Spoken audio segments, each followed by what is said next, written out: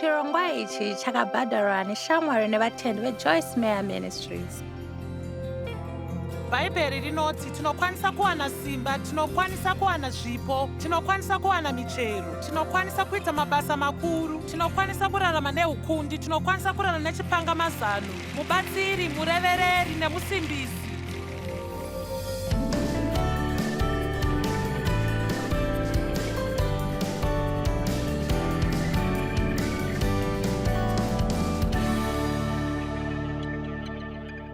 Zvino nei munhu achizongoda zvishoma zvekuti afambe, ini ndinongoda kuzadzwa nemweya mutsvene waishe Jesu. Amen.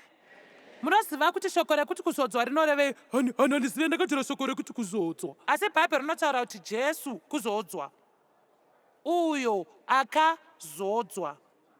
Muna Johani wekutanga rinoti tine kuzodzwa, tose takazodzwa. Uye kuzodzwa ikoko kunogara nesu. Kuzodzwa kunopa simba, kunotipa simba rekuita zvinhu. Tinofanira kubata kuzodzwa ikoko sechinhu chakanyanyokosha zvikurusa kune isu tose. Asi ukadzidza izwi rokuti kuzodzwa, izvi ndizvo zvarinonyatsoreva: kuzora nekukwizira pese pese. Saka ndikada kukuzodza nepefyumu, ndinongoitora ndozora muviri wako wese kuitira kuti ozongonhuhwa nepefyumu. Tinenge tingokunzwa uchinhuhwirira uri kure, tenge taakuti ari kunhuhwa pefyumu. Asi tinotenda Mwari kuti hatinongozodzwa nepefyumu, takazodzwa nemweya mutsvene, takazorwa muviri wese nemweya mutsvene.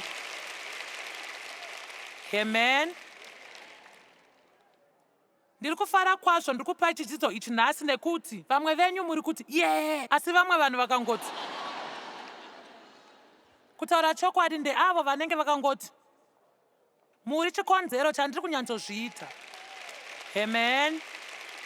Havazi vanhu vari pano chete, asi neruzhinji rwevanhu vari kuona pachivhitivhiti, vasingatombozive kuti chii chandiri kumbotaura nezvazvo. Chimwe chechikonzero chinoita kuti tisaone simba iri muupenyu hwedu haisi nyaya yekuti tiri kuishaya kana kuti hatina kwatingaiwana, asi nyaya yekuti hatingazive tingaite sei. Hatizive kuti tingaiburitsa sei muupenyu hwedu, hatizive kuti tingaichengetedza sei, hatizive kuikoshesa. Saka tiri kungoita zvinhu nguva dzose. Izvi ndizvo zvinonzi neBhaibheri kuchema nekunwa nekupingaidza mweya mutsvene. Zvandinoda kukudzidzisai vhiki rino ndezvekuti remekedza chipo chawapiwa naMwari, nekuti kana wakazvarwa patsva nemweya mutsvene. Asi mubvunzo wangu kwauri ndewekuti mweya mutsvene unawo here iwewe?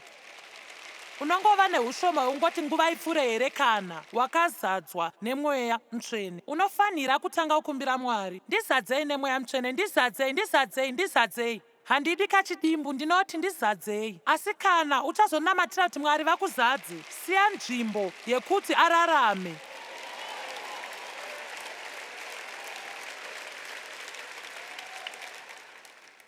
Ndapota usawa neushoma hwaMwari hwekuti ungokwanisa kupinda nekumashure kwedenga. Kanda upenyu hwako uvhure zvakati, oti Mwari ndasvika, handizive kuti zvinorevei, handitombozive kuti ndiri kupinda nepai, asi ndiri kungokuudzai nhasi kuti ndiri kuda kuti mutore inini wangu wose muite zvose zvamunoda kuita muupenyu hwangu. Mira ndikuudze, da kungokuudza kuti haufaniri kuzviita kana usingade kuzviita, nekuti unofanira kuzviita kana uchida kuzviita.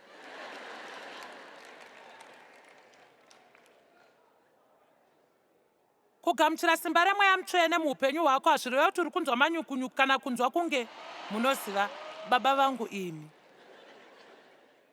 Mabasa 1:8, asi imi muchagamuchira mweya mutsvene, muchawana simba, muchava zvapupu zvangu, kwete kungoona zviri kuitika. Mwari wangu, ndaiva mubato rekuparidza kusvondo yangu yandaimboenda. Kare kangu ndichiri munhu wekufadza nyama, ndaingoedza kufamba nchingogogodza kwevhiki nechikwata changu, ndaingoramba nchisara kumashure ivo vachienda kunogogodza. Asi ndainzwa kunge ndine zvandaitawo nekuti ndaiziva kuti ndatomboenda navo, uye ndaitozvishambadza kuti ndiri mubato revanoparidza.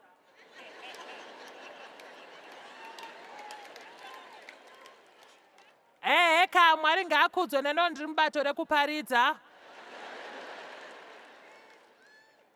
Asi ndaisatombofadza mukati memba yangu kana musuwo wakavharika. Ndaigara ndakatsamwa ndichinyengera kutonga ndine udyire, hasha, godo nemwoyo usingaregereri. Zvangu ini.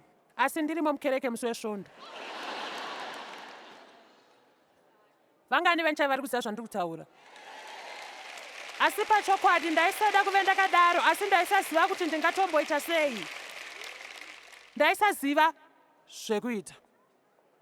Ndaisanzwisisa kuti ndaida iro simba remweya mutsvene. Kana mweya mutsvene wauya pauri uchawana simba. Simba rekuva mupupuri, kwete kurekupupura. Ndaipupura asi ndaisava nesimba rekuva mupupuri muupenyu hwangu. Handichapupura mazuvano, asi ndiri mupupuri. Saka unogona kunditi hautaurira vanhu here nezvaJesu? Ndotaura vanhu nezvaJesu. Asi unozivei? Ndinofunga kuti tinofanira kuratidza vanhu nezvaJesu. Tinofanira kurarama. Tinofanira kudedera muna Jesu. Tinofanira kuva neunhu hwaJesu, muchero wemweya mutsvene. Tinofanira kuyerera muzvipo zvemweya, simba guru remweya rinotipa huturu hwekuti tirarame pamweya.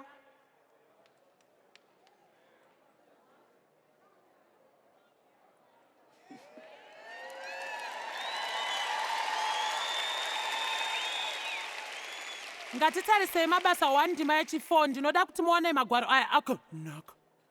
Paanga achinavo achidya navo akavati iye ndiJesu uyu. Akavarayire kuti vasabude muJerusarema asi vamire kumirira zvavanga vakavimbiswa naBaba. Akavati iye, amakandinzwa ndichitaura. Johani akabhabhatidzwa nemvura, asi mushure memazuva mashoma muchabhabhatidzwa nekuiswa pamwe chete nekuratidzwa mumweya mutsvene waIshe. Amen. Akati tarisai, mirai. Mirai. Musaende kunotanga imwe kereke. Musaende kunzeko kunoita zvakawanda-wanda.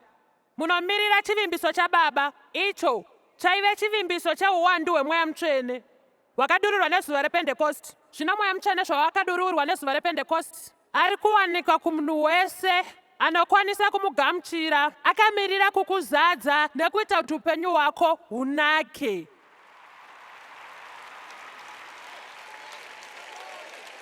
Handei nazvo. Ndiri kuti tingabvume here tese kuti Jesu haana kufa, kuti tigotsutsumwa nekuiemerera nekusa unenge uchingoti ndakandiripa ndakangoneta ini, handisive kuti ndinokwanisa kukunda here zvese. Aiwa mani.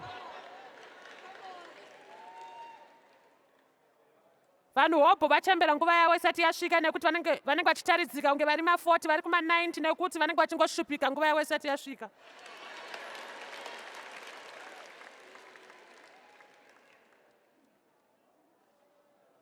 Aiwa mani, gara wakazadzwa nemweya mutsvene ndiko kuti uite kunge mwana mudiki, iwewe une 80 kuita kunge une 40.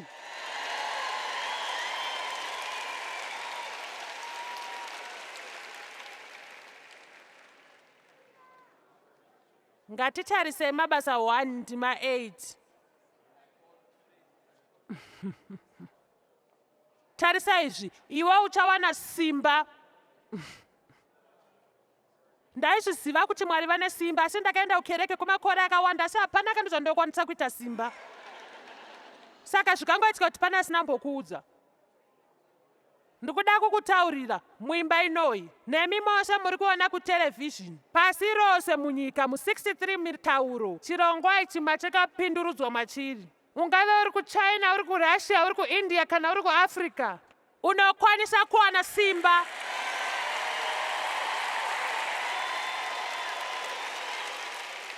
Mwari anoda kuti uve nesimba, kufadzwa neupenyu mazuva ose. Nyangwe paya patinenge takazarirwa nematambudziko, tinokwanisa kutura befu, tosimudza maoko edu, toti ndinokwanisa kuita zvandinoda kuita kupfurikidza muna Mwari anonipa simba. Handishaye mhinduro, handishaye nzira. nokuti Mwari ari kurarama mandiri mukurumbidza kwepedyo iye achandiratidza zvekuita. Kana tisinganzwisise simba raMwari handizive kuva mutendi kunobohwa, hapana kana zvaunokwanisa kuita. Mira ndikutaurira chimwe chinhu, hapana chinhu chandinotsvaga kuita.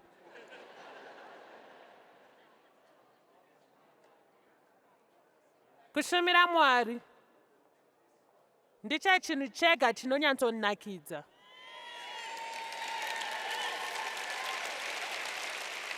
Ndinoti unogona kuva musori waMwari akazara ane Mweya Mutsvene. Mazuva ese ndinonamata kuti Mwari ndiratidzei zvandinoita kuti ndiukomborere umwe munhu. Ndiratidzei kuti ndingakushandirei sei. Haufaniri kungogara pasi kuti matambudziko ako agadzirwe. Siya Mwari ayerere mauri kuti ukurudzire umwe munhu, kuti unyaradze umwe munhu, ude umwe munhu, usangane nezvido zveumwe munhu. Kana Mweya Mutsvene wauya pauri, uchawana simba, kugona, kunyatsokwanisa simba reMweya Mutsvene uri pauri. Mira ndikutaurire, kana uri mutendi, kana wakazvarwa patsva Mweya Mutsvene uri pauri, kana usingazive zvaunazvo, hapana chauchaita nezvazvo. Zvinenge zvakangoita semunhu ane mazimari. Wofa uri rombe nokuti wanga usingazive zvekuenda kubhanga kunochinja mari. Unofanira kutanga nekuvimba kuti simba iri riripo kuti uriwane, nekudzidzira kuti munoshanda sei neMweya Mutsvene muupenyu hwako. Vhiki rese rino tinenge tichitaura nezve kukosha kwenyaya iyi, kuti utungamirwe neMweya Mutsvene, kuti ukoshese Mweya Mutsvene nekuziva kutanga kuenda kuna Mwari kekutanga. Tinoenda naMwari titsvaga simba, tinoenda naMwari titsvaga mazano, tinoenda naMwari titsvaga runyararo, toenda notsvaga rubatsiro rwatinoda, tinoenda naMwari kunotsvaga njere zvatinoda, asi tisingazive kugadzirisa zvinhu. Ndandisina mwedzi uno, ndandisina simba, ndaingoerekana ndapera simba ndichingobvunda nekubuda ziya ndisingazive kuti chii chaiitika. Hama dzangu dzangoti enda kuna chiremba, chekutanga da kuchinamatira ichi.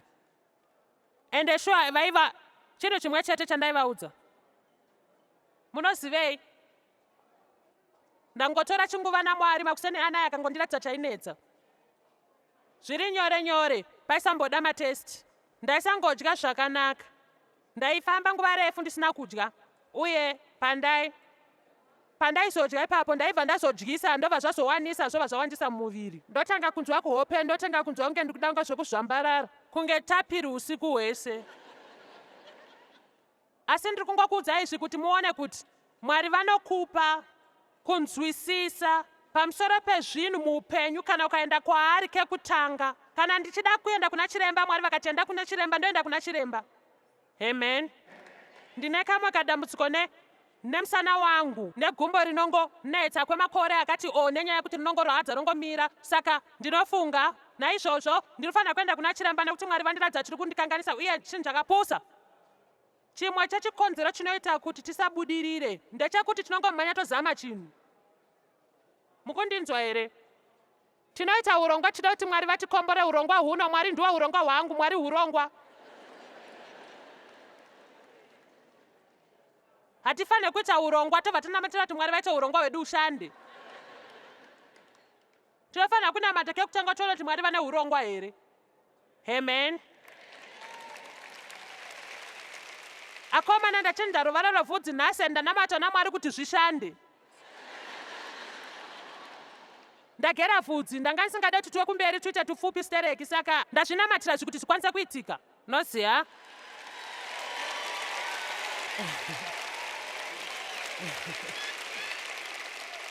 Ndiri kuzama kuti munzwisise kuti hakusi kushupa Mwari kuti iwe unamatire zvese zvaunongoda. Mira akubatsire, tanga kumukumbira maererano nemhinduro yezvinhu zvauri kuda. Ngatarisei vaRoma 7:6. Iye zvino takasunungurwa kumutemo nemirayiro yatinofunga kuti tiri kufanira kuteera kuti tisvike kuna Mwari. Iko zvino tabviswa pamutemo, hatisisina kudyidzane nacho. Chakanga chakatibata uranda uye hatichachishandisa, uye nhasi taakushandira, uye tisingachatedzeri mutemo wekare wataive nawo, asi pakutedzera weMweya Mutsvene mutsva weupenyu. Haleluya! Iko zvino takutungamirwa neMweya Mutsvene. Unoziva vanhu vada kuziva nhasi kuti ndine unoziva. Unofunga ndinovhaira asi panguva ino ndakanyanya kukura saka sina basa nazvo. Pane mubayiro mukuru munoziva wekungoita. Nyika inofarira kuwanzoti mugari mukuru. Dave neni hatisi kuchembera, tiri kupuduka. Ndakazoona kuti paunosvika 7 ndakadzokera mashure gore rinouya ndendiri 69.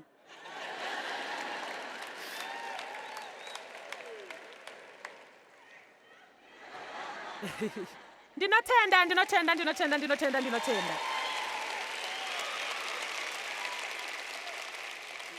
Iko zvino ndakangama zvonda ndichida kutaura. Mirai muone ndapa nguva yekukwegura, mirai ndione zvinodzoka here.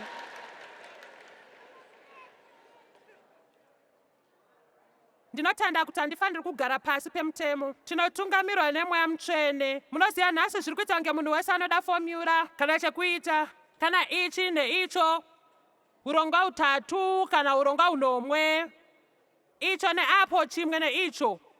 Joyce, notanga sei svondo yangu? Munoziva miniro yangu ichi, unofanira kutenda naMwari kuti hauitange. Unofanira kuvimba kuna Mwari kuti hauitange, nekuti ndiye munyori, ndiye mupedzi, uye haapedzi zvaasina kunyora. Ndichienderera mberi, iyi pfungwa yangu, pamwe ndiri kutadza, asi ndaisaziva kuti ndiri kuitei. Asi Mweya Mutsvene wakanditungamira. Asi kana uchifanira kunge uchiita chinhu, hauzombode humwe urongwa. Mweya Mutsvene uchakutungamira nekukuratidza nzira nenzira. Ukakuratidza chinhu, iwe wotora nhano. Kana ukapotsa mbijana wodzokera kumashure wotora zvimwe wotevera nzira chaiyo. Wotora nhano zvoshanda, wotora imwe zvoshanda. Ipapo ndozvaita zvako naMwari.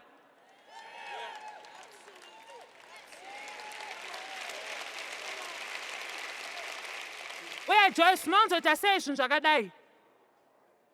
Unowanzoronga sei dzidzo dzako? Munoziva handingamboite hanya nekukuudza, asi handitombozivewo. Uye munotozvionera, nguva zhinji hapana zvandinobatsira kuzvigadzira nokuti handitombosvike pakati padzo. Asi ndinodzigadzira, ndinadzo.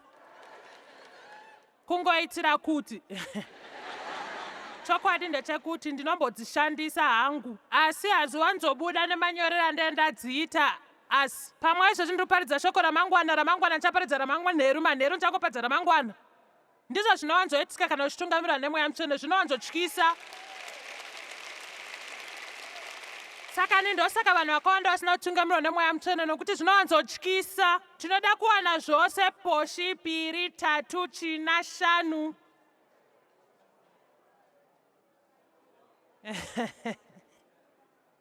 Ndiri kuzama kuparidza, ndiri kuzama. Pakadaro ndofanira kutora chinguva taura nezve chipo chamweya nemichero yemweya. Imi. Muchero unogadzirwa neMweya Mutsvene unova iwo rudo, rufaro, mwoyo murefu, kunaka, ingoni, kuzvininipisa nekuzvibata. Usazombofa wakati futi handina kuzvibata. Unogona kunge usingade kushandisa zvaunazvo, asi kana wakazvarwa patsva unogona kuzvibata.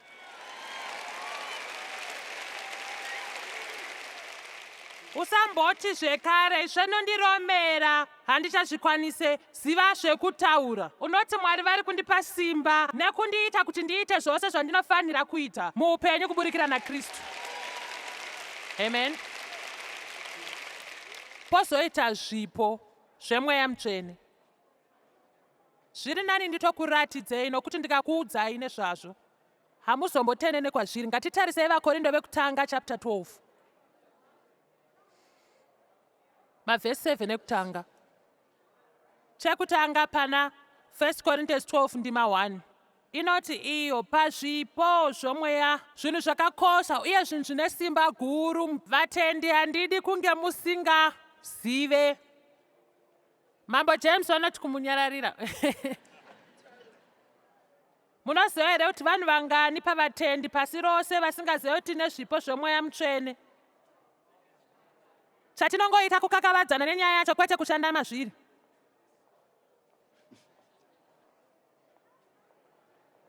Ndandisati ndambonzwa nezvezvipo zvomweya kwemakore 12 andani ndiri mukereke, kana kumbonzwa nezvazvo. Ndima 7 inoti kune mumwe nomumwe nemunhu wese, munhu wese ngati kuneniwo, kune munhu wese akapiwa kuratidza kwemweya mutsvene, umbowo hunoonesa kukura kwemweya mutsvene, mune chakanaka nechekuwana mari.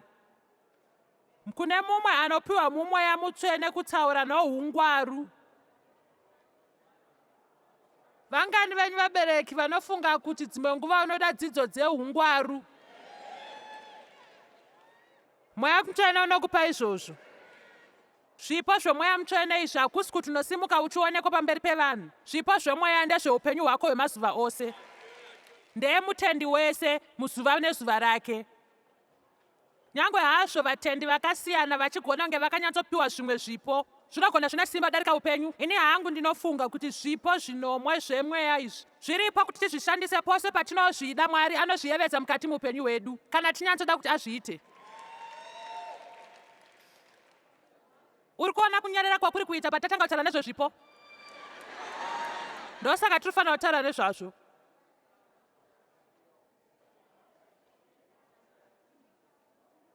Shoko renjere. Kune mumwe uchapiwa shoko reruzivo. Unoziva here kuti kana uine ruwadzano rwapedyo naMwari, wobva washaya chinhu? Pamwe hausiziva kuti makiyi emotikari yako aripi kana kuti chimwewo chinhu. Unogona kumira kwekachinguva kuti Mwari ndiratidze kuti aripi.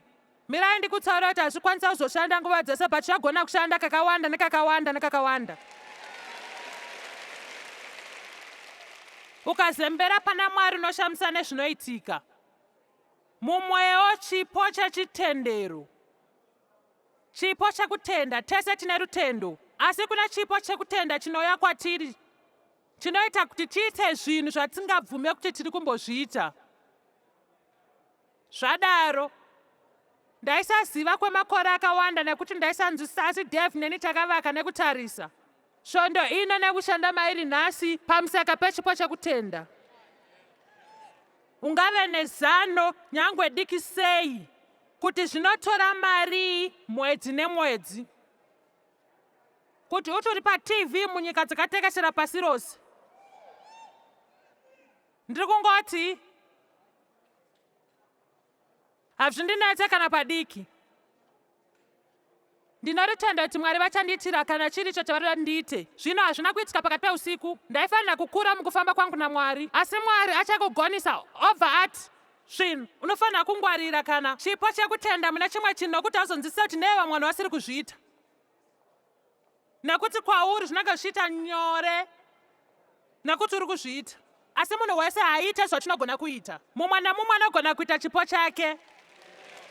Amen. Uye ndinoziva vazhinji kune vamwe venyu muno vari kuita zvinhu zvandisingakwanise kuita. Handaimbowana rutendo rekuzviita, hapana pandaimbozviita. Kana Mwari vachida kuti tiite chinhu, nditeerere. Kana Mwari vachida kuti uite chinhu, Mwari vanokupa rutendo rwekuti uite chinhu ichocho. Muriko here uko? Pane mudzimai anonzi Kathy akandinyorera paFacebook maererano nerimwe regwaro rangu randave nenguva ndisina kupai, rakamukomborera nekushandura upenyu hwake. Mirai ndikuverengerei zvaakatumira. Akati iye, ndichiverenga bhuku renyu rinonzi Knowing God Intimately, gwaro randinodisisa, ndakazadzwa nemweya mutsvene. Upenyu hwangu hwakatanga kushamisa kubva ipapo. Ndine makore 64 uye ndaisaziva kuti Mwari aida kundipa chipo ichi chakanaka. Munoziva mweya mutsvene wakanaka, mubatsiri wedu, ndichipanga mazano, mumiriri uye anotireverera. tinofanira kuva nenzara yezvishamiso nekuwadzana kwemweya mutsvene kuti tirarame upenyu hunofambira kumberi.